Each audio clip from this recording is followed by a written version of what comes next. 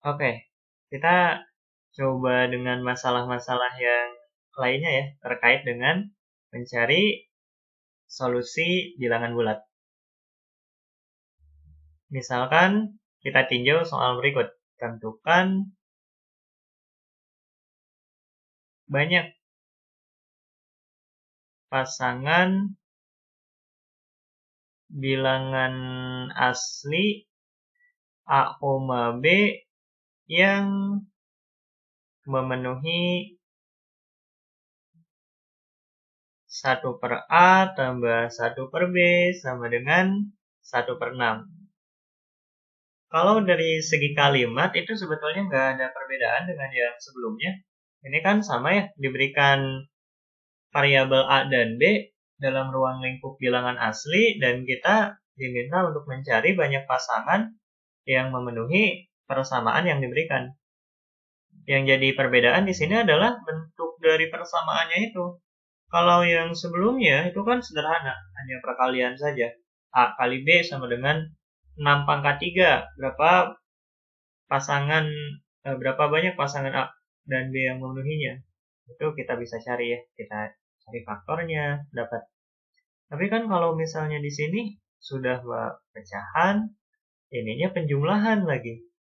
Kan kalau penjumlahan itu kemungkinannya bisa banyak ya. Kayak misalnya A plus B sama dengan 1, A dan B yang memenuhinya banyak banget. Tapi kalau A kali B sama dengan 1, berarti kan bilangan bulat A dan B yang memenuhinya sedikit. Gitu. Nah itu, jadi di sini masalah. Sudah pecahan, ininya penjumlahan. Gimana cara menyelesaikannya? Sebetulnya sebelum kita coba membahas terkait teknik dalam menyelesaikan soal yang seperti ini, kita coba menggunakan cara umum dulu. Cara coba-coba. Iya kan, kalau misalnya kita nggak tahu banget ini mau digimanain, ya udah kita coba-coba aja. Kita coba kalau A-nya 1, apakah dia memenuhi? Apakah B yang didapat nanti itu adalah bilangan bulat, bilangan asli ya? Kita coba cek. Kalau A-nya 1, maka 1 dibagi dengan 1 ditambah 1/B sama dengan 1/6. Satunya pindah, oh ini udah negatif ya. 1/B sama dengan 1/6 dikurangi 1 itu negatif. Yang akibatnya B-nya nanti negatif. Itu jelas bukan B yang kita inginkan. Berarti kalau A-nya 1 itu bukan solusinya. Nggak masalah kan? Kan namanya juga coba-coba. Ya udah kalau 1 nggak memenuhi, kita coba. Kalau A-nya 2 gimana? Kalau A-nya 3 gimana? Kalau A-nya 4 gimana? Dan seterusnya. Apakah proses mencoba-coba seperti ini diperbolehkan? Ya, boleh-boleh saja. Cuma memang ada masalah. Masalahnya adalah sejauh mana kita harus mencoba. Misal, A sama dengan 2, kita nggak tahu ya hasilnya berapa. Tapi kita coba nih, A sama dengan 2, kita coba. Dapat nggak nanti B-nya? Dapat nggak bilangan asli B yang, ya dapat nggak B-nya gitu. Kalau A sama dengan 3, dapat nggak B-nya? A sama dengan 4, dapat nggak gitu. Nah, kita harus sampai mana mencobanya? Apakah cukup sampai A sama dengan 10? Atau memang harus mencoba terus sampai A sama dengan 100 mungkin? Karena kan kita nggak tahu apakah A sama dengan 100 itu ada kemungkinan B yang diperoleh adalah bilangan asli. Kita coba ke nilai A yang memenuhi deh, yaitu A sama dengan 7. Ini memenuhi. Kalau A sama dengan 7 berarti kan 1/7 ditambah 1/B sama dengan 1/6. 1/7 pindah, 1/B sama dengan 1/6 dikurangi 1/7. 7 kurangi 6 bagi 6 kali 7, 42. 1/B sama dengan 1/42, maka B sama dengan 42. Nah ini kalau A-nya 7, B-nya 42. Kita dapat satu pasangan. Tapi kan kita nggak tahu ya apakah hanya ini aja atau memang ada yang lain. Kalau misalnya ada yang lain, ya berapa aja kemungkinannya? Apakah kita harus terus mencoba? A sama dengan 9, A sama dengan 10. Karena kan kita nggak tahu ya, apakah A sama dengan 10 itu memenuhi atau enggak. Apakah A sama dengan 100 itu memenuhi atau enggak. Itu yang menjadi masalah dari mencoba-coba. Kita nggak tahu sejauh apa batasan kita harus mencoba. Karena tadi, ada kemungkinan A sama dengan 100 itu menjadi solusi. Bahkan ada kemungkinan A sama dengan 1000 itu menjadi solusi. Kan nggak mungkin ya kita mencoba sebanyak 1000 kali itu ya tidak disarankan lah ya untuk menyelesaikan soal kayak gini. Itu yang menjadi masalah dari mencoba-coba. Nah, lalu apakah ada cara untuk menyelesaikan soal seperti ini? Ya, tentu. Tentu ada dan akan kita coba bahas.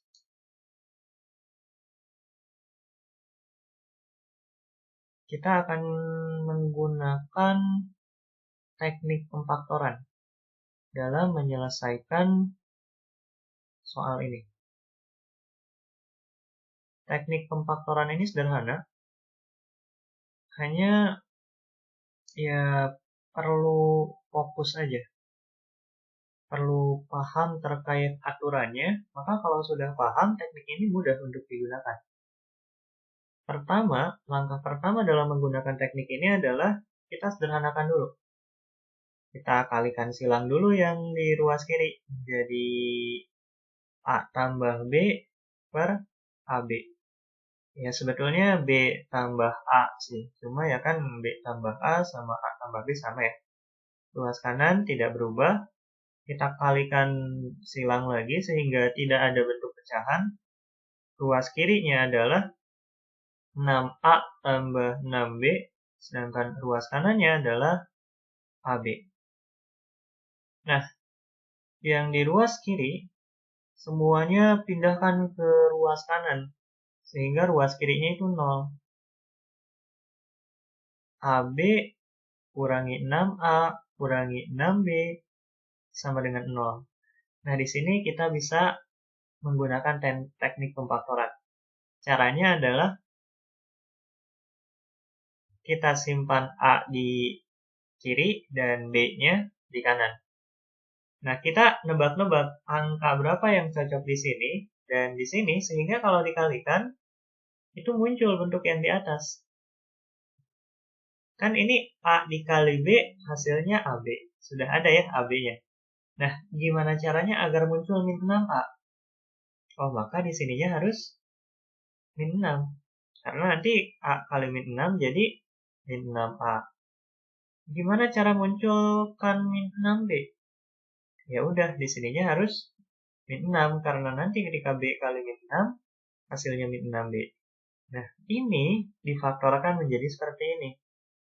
AB min 6 A min 6B difaktorkan menjadi A min 6 kali B min 6. Apakah boleh langsung difaktorkan seperti ini? Sebetulnya ada konsekuensinya tentu. Kan kalau kita uraikan bentuk pemfaktoran ini, betul ada A kali B, ada min 6A, ada min 6B, tapi ada tambahannya, yaitu min 6 kali min 6, 36. Jadi dari sini sebetulnya tidak bisa langsung difaktorkan menjadi seperti ini. Ya, karena nggak sama kan. Yang ini itu ada angka 36-nya.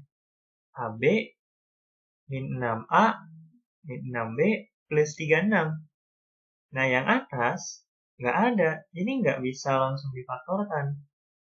Tapi kita ingin difaktorkan. Karena kan pemfaktoran itu ada perkaliannya ya. Dan perkalian itu sangat membantu sekali dalam mencari banyaknya pasangan bilangan asli. Tadi kayak gini ya. Nah, dari sini nggak bisa langsung jadi kayak gini karena nggak sama. Ya udah, kita samakan aja dulu. Tadi yang bawah itu kan cuma kurang 36 aja ya. Ya udah, pada persamaan ini tambahkan 36 di kedua ruas. Kita tambahkan 36 di ruas kiri, 0 tambah 36 jadi 36. Kita tambahkan juga 36 di ruas kanan. Maka ruas kanan menjadi AB min 6A min 6B plus 36. Nah, kalau misalnya kayak gini, baru boleh ya kita faktorkan menjadi seperti ini. Karena bentuk pemfaktoran ini kalau kita uraikan, hasilnya ini. Udah sama gitu. Maka ini ya bisa difaktorkan menjadi ini. Ini difaktorkan menjadi ini dan ruas kirinya tidak berubah, yaitu 36. Ini udah enak ya, maksudnya di sini kan udah bentuk perkalian. A-6 kali B-6 hasilnya 36. Kita diminta mencari banyak pasangan bilangan asli A, B yang memenuhi. Ya udah, tinggal cari aja nih 36 itu kemungkinannya berapa kali berapa aja sih. Ini A dan B-nya ingat ya, bilangan asli. Jadi kita nggak bisa langsung mencari semua faktor dari 36. Kita harus menganalisis kembali mana yang kira-kira cocok sehingga nanti A dan B yang dihasilkan itu positif. Yang pertama adalah jelas bahwa perkalian yang dipilih itu harus positif.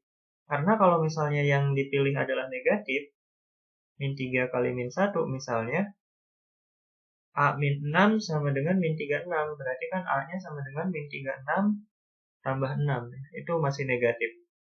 Bahkan kalau misalnya dipilih yang min 6 kali min 6 sekalipun, A dan B-nya itu hasilnya 0. Dan itu bukan bilangan asli. Jadi memang kita harus mencarinya faktor yang positif aja. Kalau yang negatif udah pasti tidak akan menghasilkan A dan B yang bilangan asli. Nah, tapi di sini juga ada pertanyaan. Apakah semua faktor yang positif itu kayak misalnya 1, 3, 6, 2, 18, sampai 3, 6, 1 ya? Nah, apakah semua faktor yang positif ini akan membuat A dan B nantinya jadi bilangan asli? Itu yang menjadi pertanyaan. Kalau misalnya kita menghitung banyak faktor positif dari 36, ini nggak sulit. 36 itu kan faktorisasi primanya adalah 4 kali 9 ya. 2 pangkat 2 kali 3 pangkat 2.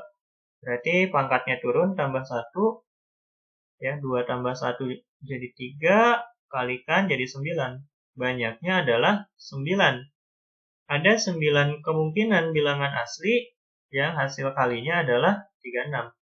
Nah, yang jadi pertanyaan, apakah semua kemungkinan ini akan membuat A, B nantinya jadi bilangan asli? Kita bisa menganalisis dari sini. Ini min 6. Kalau min 6 pindah ke ruas kanan, itu pasti jadi positif. Contohnya gini, kalau 36 itu didapat dari 1 kali 36, berarti A min 6-nya 1. A min 6 sama dengan 1, maka A-nya 1 tambah 6. Ya, min 6-nya pindah ke ruas kanan, jadi tambah 6. Sehingga A-nya adalah 7. Kalau misalnya A min 6-nya sama dengan 1, maka A-nya jadi 7. B min 6 sama dengan 36, maka B-nya adalah 36 tambah 6, 42. Kita dapat satu pasang. Dan kalau misalnya kita melihat, ini semuanya positif.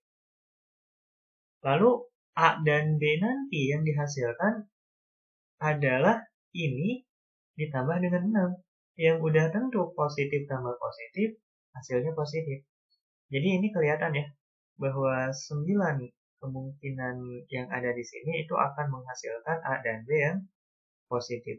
Jadi semua A dan B yang dihasilkan udah pasti bilangan asli. Jadi, banyak pasangan A, B yang memenuhi persamaan awal, per A tambah per B sama dengan per 6, banyaknya adalah 9 pasang. A dan B yang 9 itu ya bisa didapat dari sini.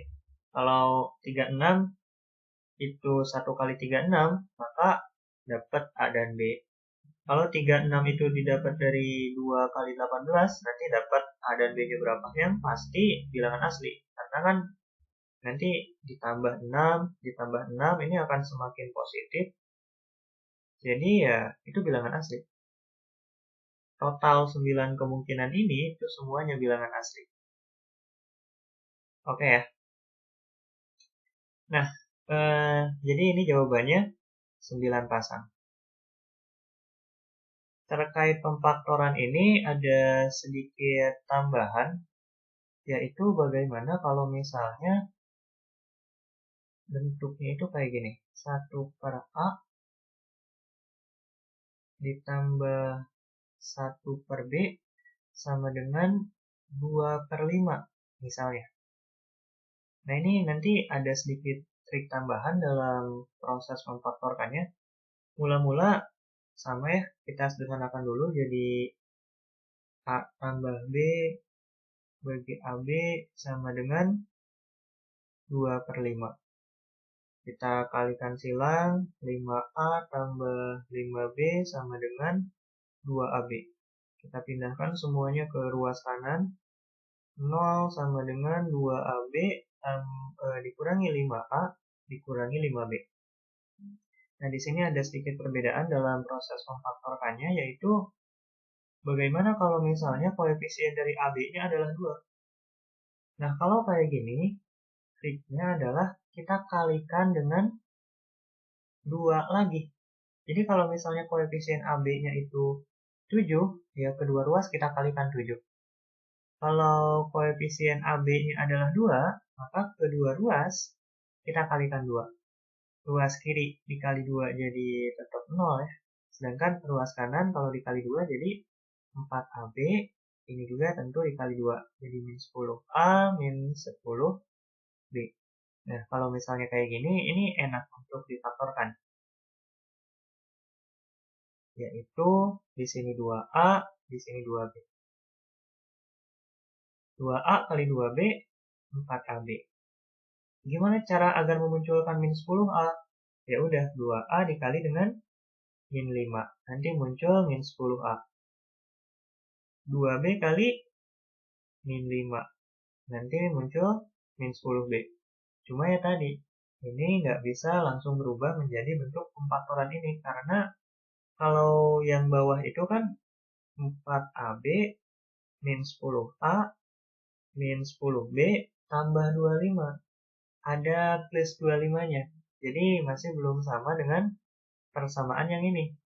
Nah, agar ini bisa difaktorkan, ya udah kita tambahkan 25 di kedua ruas. Ruas kiri tambah 25, 0 tambah 25 jadi 25. Ruas kanan juga sama, tambahkan 25. Menjadi 4AB min 10A min 10B tambah 25.